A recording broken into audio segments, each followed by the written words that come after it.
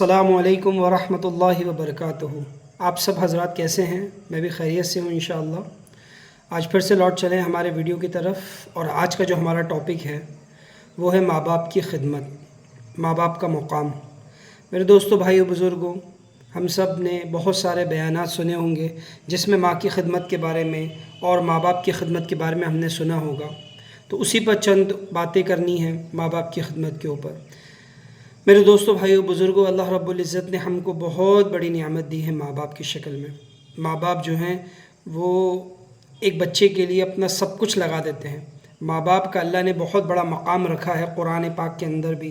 خود کئی موقع پر اللہ پاک نے جو ہے ماں باپ کی تعریف فرمائی ہے، اور بچوں کو یہ حکم دیا ہے کہ وہ اپنے ماں باپ کی فرما برداری کریں، اپنے ماں باپ کا خیال رکھیں، اور خاص کر جب وہ بڑھاپے کی حالت میں ہو۔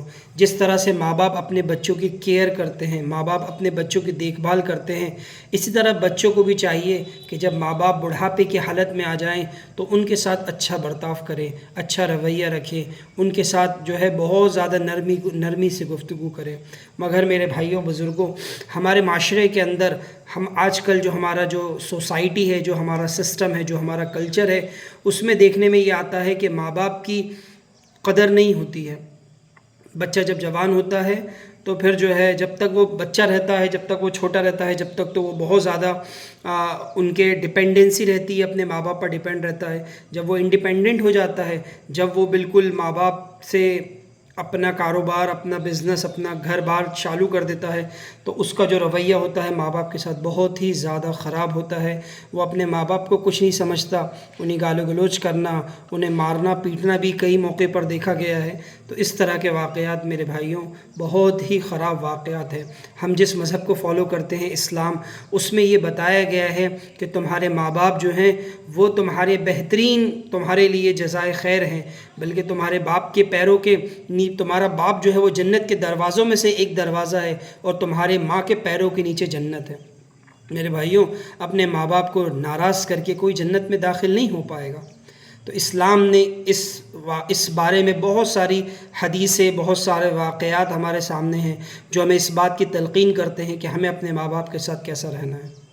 وہ ماں باپ جو اپنے بچے کے لیے، تصور کریں کہ وہ ماں باپ جو اپنے بچوں کے لیے اپنا سب کچھ لگا دیتے ہیں، اپنی جوانی نکال دیتے ہیں، اپنی جوانی لگا دیتے ہیں۔ وہ بچہ جب جوان ہوتا ہے تو اپنے باپ سے یہ سوال کرتا ہے، تو نے میرے واسطے کیا کیا؟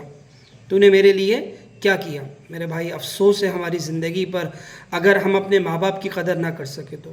یہ بہت ہی امپورٹنٹ، بہت ہی ہمارے لیے ایک امپورٹنٹ چیز اللہ نے ہمیں دی ہے۔ میرے ماں باپ جو ہے بہت بڑی نعمت ہے، ہمیں چاہیے کہ اپنے ماں باپ کی قدر کرنا چاہیے۔ میرے بھائیوں، اور جن لوگوں نے اللہ کے حکم، نبی علیہ الصلوۃ والسلام کے فرمان کے مطابق کام کیا، اللہ پاک نے ان کی دنیا بھی اچھی بنا دی، آخرت بھی اچھی بنا دی۔ ماں باپ کی خدمت کری، اس ماں باپ کی خدمت کے برکت سے اللہ پاک نے ان کی جنت بنا دی، اور جن لوگوں نے ماں باپ کی نافرمانی کری، اللہ نے ان کو سخت عذاب کے اندر مبتلا کر دیا۔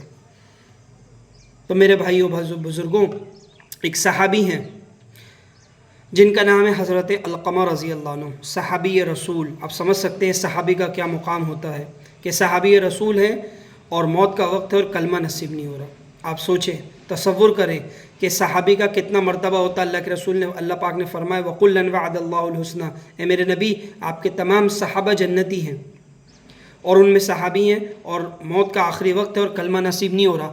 صحابہ اکرام نے جا کے اللہ کے رسول صلی اللہ علیہ وسلم کو بتایا کہ اللہ کے رسول، علقمہ رضی اللہ عنہ کے زبان سے کلمہ نہیں نکل رہا۔ اللہ کے رسول آئے اور دیکھا معاملہ، تو اللہ کے رسول نے کہا کیا بات ہے، ان کے ماں باپ میں سے کوئی زندہ ہے؟ تو کہا کہ باپ تو نہیں ہے، ماں ہے۔ تو بولا کہ ماں اس سے راضی ہے، ناراض ہے؟ تو پتہ چلا کہ ماں ناراض ہے۔ میرے بھائیوں، آپ تصور کریں کہ ماں کی ناراضگی کی وجہ سے ان کے زبان سے جو ہے وہ کلمہ نہیں نکل رہا۔ اللہ کے رسول صلی اللہ علیہ وسلم نے پیغام بھجوایا کہ میں آپ کے پاس آؤں یا آپ میرے پاس آئیں گی؟ تو انہوں نے کہا نہیں اللہ کے رسول، میں آتی ہوں۔ تو اللہ کے رسول کے پاس آئیں۔ اللہ کے رسول نے کہا اللہ کے رسول نے بولا کہ آپ اپنے علقمہ کو معاف کر دیجئے، کیا بات ہے؟ تو انہوں نے کہا کہ نہیں، علقمہ کی دینداری سے مجھے کوئی گلہ نہیں ہے، بہت بڑا دیندار ہے، شبیدار ہے، روزدار ہے، نمازی ہے، پرہیزگار ہے، مگر جو ہے اس کی زبان نے میرے دل کو جو ہے، میرے کلیجے کو چیر کے رکھ دیا ہے۔ جب بولتا ہے میرا کلیجہ چیر دیتا ہے۔ تو جب اللہ کے رسول نے سنا تو کہا علقمہ جو ہے موت کے آخری موقع پر ہے، سکرات کی شکل میں ہے اور موت کا آخری وقت ہے، اگر آپ نے ابھی معاف نہیں کیا تو علقمہ جو ہے وہ جہنم کے اندر جائے گا، تو میں اس کو یہیں جلا دیتا ہوں، لکڑیاں اکٹھا کرو۔ صحابہ اکرام کو حکم دیا آپ نے کہ لکڑیاں اکٹھی کرو، اس کو آگ لگائیں گے۔ تو ماں ہوتی ہے، تو انہوں نے کہا کہ اللہ کے رسول آپ میرے بیٹے کو آگ لگائیں گے؟ کہا کہ ہاں، اگر تم معاف نہیں کرو گی بغیر کلمہ کے جائے گا تو جہنم میں جلے گا، اس سے اچھا اس کو میں یہاں جلا دیتا ہوں۔ جب ماں نے یہ سنا تو اس کی آنکھوں سے آنسو آنے لگے اور کہا اللہ کے رسول میں علقمہ کو معاف کر دی ہوں۔ اب یہاں سے ان کا کہنا تھا، حضرت علقمہ رضی اللہ عنہ کے زبان سے کلمہ نکلا اور ان کا انتقال ہو گیا۔ اللہ کے رسول نے ان کا جنازہ پڑھا اور کہا کہ لوگوں، جس نے ماں باپ کو ناراض کیا اس پر اللہ کی لعنت، اس پہ فرشتوں کی لعنت، اس پہ زمین آسمان کی لعنت، نہ اس کا روزہ قبول، نہ اس کا نماز قبول، نہ اس کی کوئی بھی عبادت قبول نہیں۔ میرے بھائیوں بزرگوں، اپنے ماں باپ کی قدر کرو، اپنے ماں باپ کی قدر کرو۔ انہوں نے کیا کچھ نہیں کیا، اپنا سب کچھ لگا دیا اپنے بچوں کے خاطر کہ میرے بچے پڑھ جائیں، میرے بچے لکھ جائیں، انہوں نے اچھی تربیت دی، اور وہی بچے جب بڑے ہوتے ہیں تو اپنے ماں باپ سے بدتمیزی کرتے ہیں کہ تم نے میرے واسطے کیا کیا۔ میرے بھائیوں، آپ کو میں کیا بتاؤں، ایک واقعہ اللہ کے نبی صلی اللہ علیہ وسلم، جو اللہ کے رسول صلی اللہ علیہ وسلم کہ مجلس کے اندر ایک بیٹا آیا اور اس نے آ کے اللہ کے رسول سے کہا، اپنے باپ کی شکایت کری کہ اللہ کے رسول میرا باپ میرے جو ہے میرے جیب میں سے جو ہے پیسے نکال لیتا ہے مجھ سے بغیر پوچھے۔ اور ایک بچے نے جو ہے اللہ کے رسول کے سامنے اپنے باپ کی جو ہے شکایت کری۔ اللہ کے رسول نے کہا کہ اچھا تم اپنے باپ کی شکایت کر رہے ہو؟ اس نے کہا جی۔ تو کہا کہ ٹھیک ہے، جس کی شکایت کی جا رہی ہے اس کو بھی بلایا جائے۔ اور وہ باپ جو ہے مسجد کے اندر داخل ہوا، اللہ کے رسول بیٹھے ہوئے تھے، اس کا بیٹا بھی ساتھ میں تھا، اور مسجد میں داخل ہوئے، اور جب انہوں نے دیکھا یہ منظر کہ اللہ کے رسول بیٹھے، میرا بیٹا ہے، تو وہ سمجھ گئے کہ یہ میری شکایت کرنے آئے۔ تو انہوں نے اپنے من ہی من کے اندر کچھ دو اشعار، کچھ انہوں نے بات کہی جو اس کے زبان، جو اس کے کان نہیں سن پائے، مگر اللہ نے آسمان پر سن لیا، اور جو ہے وہ اللہ کے رسول کے پاس آیا۔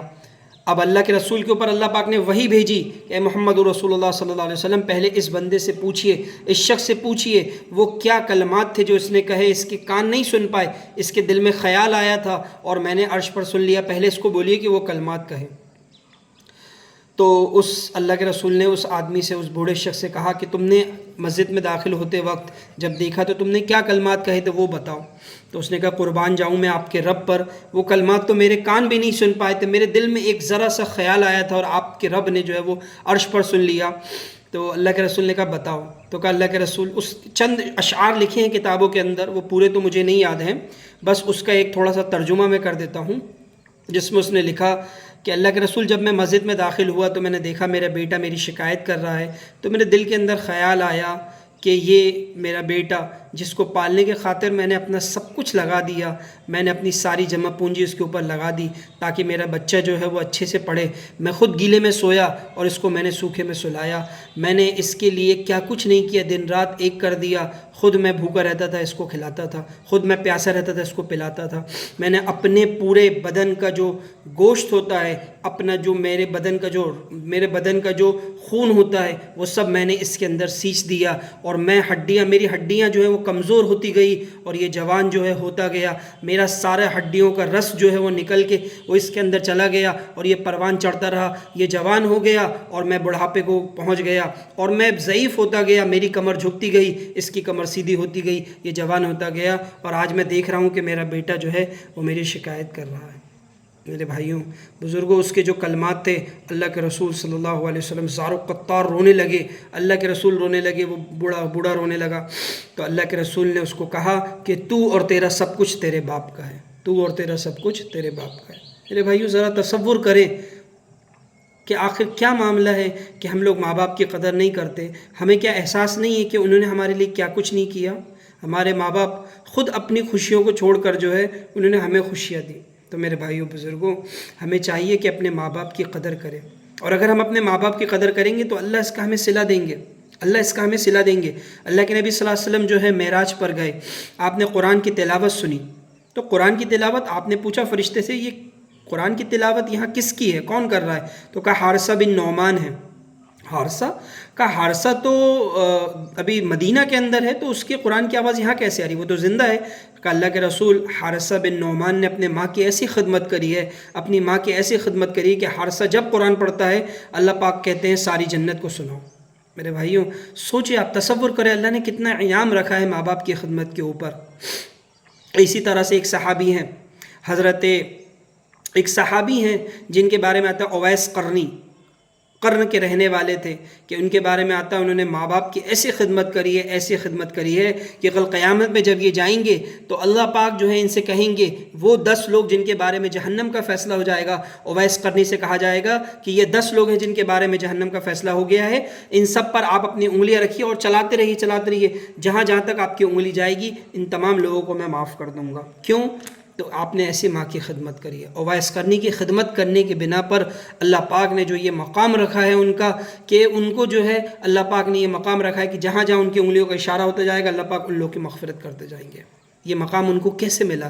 یہ مقام ان کو ماں باپ کی خدمت کی وجہ سے ملا۔ میرے بھائیوں ہمیں بھی چاہیے، اس کا دوسرا پارٹ بھی لے کے آؤں گا انشاءاللہ، ہمیں بھی چاہیے کہ اپنے ماں باپ کی خدمت کریں، ان سے عاجزی سے بات کریں، نرمی سے گفتگو سے بات کریں، ان کے سامنے اپنی آواز کو دھیما رکھیں، ان سے پہلے قدم نہ رکھیں، ان کے پیچھے چلیں، ان کے آگے نہ چلیں، ان کا ادب کریں۔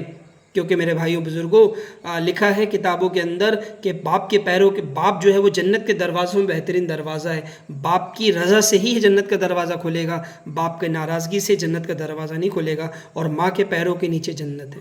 میرے بھائیوں ہم سب چاہتے ہیں کہ جنت میں چلے جائیں، تو ہمیں وہ کام بھی کرنا پڑیں گے جس کے بنا پر ہم جنت میں جائیں گے۔ السلام علیکم ورحمۃ اللہ وبرکاتہ۔